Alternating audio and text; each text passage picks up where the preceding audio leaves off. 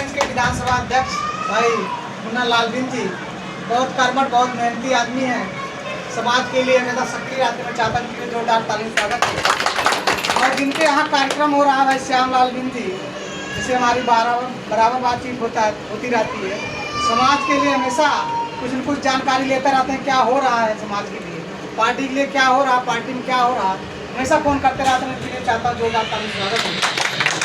मैं जानकारी चाहता हूँ यहाँ पर कितना समय पहले मीटिंग हुई थी? 2 साल करीब 2 साल ज़्यादा नेट नहीं है क्या? 2 साल हो गया वहाँ पर। जय निषाद। अगर ज़्यादा समय हो जाता है कोई भी चीज़ है, जैसे आग है, अगर जब उसमें राख पड़ जाती है, आदमी आग कितना चलनशील हो लेकिन उसका तेज कम हो जाता है। जैसे सूर्य है, कितना उसमें प्रकाश हो, अगर बादल आ जाता तो क्या होता है, प्रकाश कम हो जाता है। वैसे हमारे भी जैसे जानकारी जो हम लोग देते हैं बहुत दिनों तक ज़्यादा दिमाग में नहीं रहती, क्योंकि ह्यूमन नेचर है। अगर सारी बातें दिमाग में हमेशा बनी रहे तो आदमी पागल हो जाए। वैज्ञानिक ह्यूमन नेचर है, बातें आती रहती निकलती रहती हैं। अगर ज़्यादा समय हो गया है तो यहाँ जानकारी देना ज़रूरी है। जैसे जानकारी हम क्या थे, आप सबको पता हम क्या है? नहीं। हम महिलाओं से बात करना चाहते हैं, क्योंकि आधी आबादी देश की इन्हीं के ऊपर डिपेंड है। हमारे घर का संस्कार, घर की जिम्मेदारी, कैसे घर चलाना, सारी जिम्मेदारी इन्हीं के ऊपर है। भाई हमारे भाई तो कमाने चले जाते हैं, लेकिन घर पर आप ही सब रहती हैं। बच्चों की शिक्षा, पढ़ाई, घर का पूरा जिम्मेदारी आप सब है, घर की लक्ष्मी मानी जाती है। तो आप सबको जागरूक जानकारी होना सबसे पहले जरूरी है। मैं जानना चाहता हूँ कि आप सबको जानकारी है, जानकारी लेना चाहती नहीं लेना चाहती हैं? लेना चाहती हूँ। आप सब जैसे निषाद के विषय जानते हैं नहीं जानते? नहीं बोलो।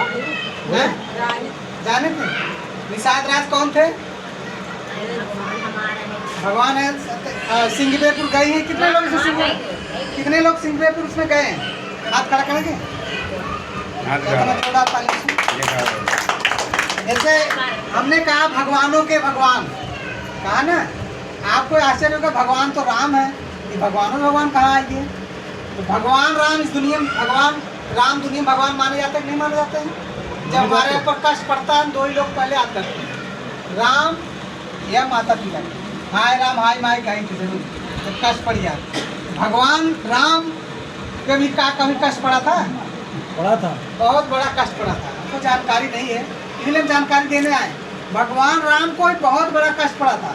कष्ट कैसे पड़ा था? अयोध्या में यह घोषणा हुई कि कल राम अयोध्या के राजा बनाए जाएंगे। हजारों ऋषि मुनियों ने, जैसे पंडित जी हैं, ऐसे 1000 ऋषि मुनि उनको चंदन कुमकुम लगाकर यह घोषणा किए कि कल राम अयोध्या के राजा बनाए जाएंगे। पूरे नगर में तैयारी शुरू हो गई, खुशियों का माहौल हो गया, बाजा गाजा कुल सजने लगा, बजने लगा, पूरा क्षेत्र उसमें हो गया कि कल राम अयोध्या के राजा बनेंगे। लेकिन सुबह 4 बजे होते होते उनको कानों में आवाज़ पड़ती है कि राम अयोध्या के राजा नहीं बनाए जाएंगे। उनको 14 साल के लिए वनवास दिए जाएगा। बताओ, 1 2 4 6 8 9 14 साल। 14 साल का मतलब ज़्यादा हो। वनवास मतलब जंगल में। बताओ, जंगल खतरनाक जानवर आते क्या रहते हैं? वो घरे द्वारे में नहीं खा रही है जंगल। बताओ, छोटा कष्ट है बड़ा कष्ट? बड़ा कष्ट है। एक जगह जगह कुर्सी मिलत हो, जैसे बात आ लड़कियाँ दिल्ली और लखनऊ में अगर प्रधानमंत्री मुख्यमंत्री बनत हो तो कुर्सी रोड में हो, अगर पता लगे न बने तब रोड में हो। वैसे राम को बहुत बड़ा कष्ट जब पड़ा, सबसे पहले कहाँ गए हो? यही निषाद राज के पास गए।